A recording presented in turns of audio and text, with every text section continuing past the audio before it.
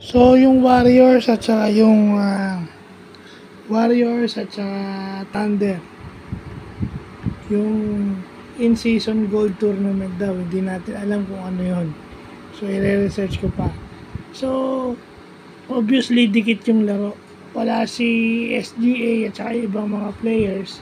Pero obvious na obvious yung defensive, kulang na kulang sa tao defensively yung Warriors. Kasi si Giddy pumutok eh.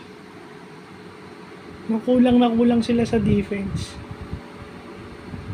I mean, hindi mo naman na pwedeng iasa kay Draymond yun kasi ang trabaho talaga ni Draymond is dumepensa sa big. So walang tulong si Draymond defensively.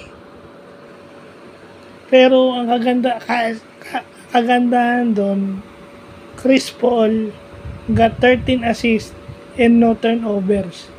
So yung 13 assists ni Chris Paul with no turnovers, it makes Stephen Curry as a shooting guard. Mas nakakapag-focus na siya sa offense kaysa siya yung mag-orchestrate ng play. Which is an advantage for Golden State, lethal for the yung delikado sa mga kalaban ng Golden State kasi si Steph Curry yun. So, ang concern na lang ni Curry is tumira. Kasi nandiyan na si Chris Paul para mag-orchestrate ng play. 13 assists, that is primarily 26 additional points out of Chris Paul's playmaking. So, malaking bagay.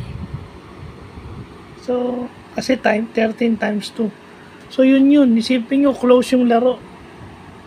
Pero dahil sa tindi ng opensa ng Golden State, yung huling tira pa is nireview ng referee, no? Hindi kinout nung nireview, counted pala. So, yun yung Steph Curry yan eh. Doon makikita yun. No? Kaya nang manalo na, dikit yung laban. So, congrats na lang sa Golden State. At, siyempre, advantage din sa Golden State yun dahil wala yung star player ng kabila. So, yun lang po.